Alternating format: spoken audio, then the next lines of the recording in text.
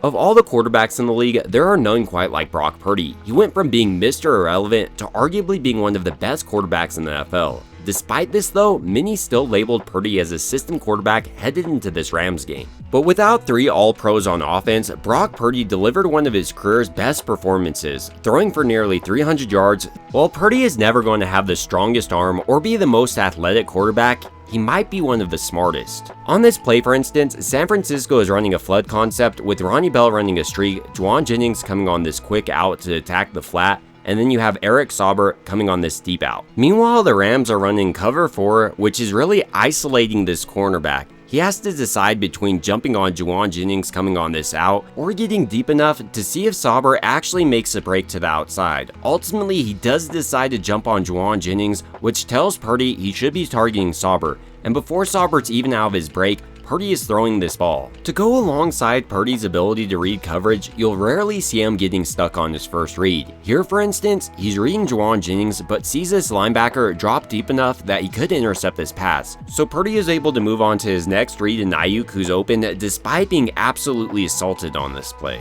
Outside of Purdy's ability to read the defense, he also showed off great acuity of understanding how to manipulate safeties with his eyes. On this play action, for instance, Purdy knows that he has 2 streaks, and if he can manipulate the safety into turning his back to Juwan Jennings, he should have a touchdown. Especially with how hard the Rams bought this play fake, and Purdy knows it. So he keeps his eyes on Brandon Ayuk, and as soon as he sees the safety break on him, he comes back to Juwan Jennings, who's wide open. And in a similar way on Purdy's 3rd touchdown throw, he showed great understanding of how to attack the weakness of the Rams defense. Pre-snap, for instance, Purdy is reading this extra defender coming, and then once he does, Purdy realizes he has man coverage across the board with single high safety help. So he goes to his man beater and Juwan Jennings running this double move on this out and then streak pattern. But maybe more impressive than Purdy's ability to identify what the defense is doing on this play is the anticipation and timing he's throwing this ball with.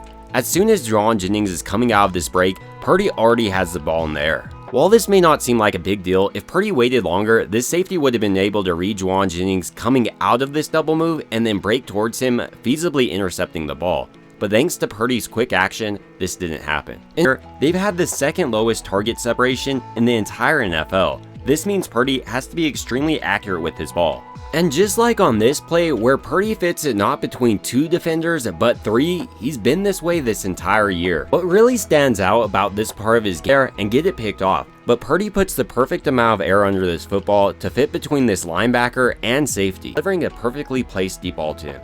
What also impressed in this game is how Purdy was routinely able to bail out the offensive line thanks to his athleticism. On this play, for instance, a big one being Kyle Shanahan's personnel decisions with all these players out. Kyle Shanahan decided to go with Ronnie Bell over guys like Chris Conley or even Jacob Cowing. It makes no sense when you're paying a guy like Brandon Ayuk $30 million a year. And while this may be remedied by the return of George Fell, he's given up the 2nd most pressures with 13, and on this play, he nearly gets Brock Purdy killed.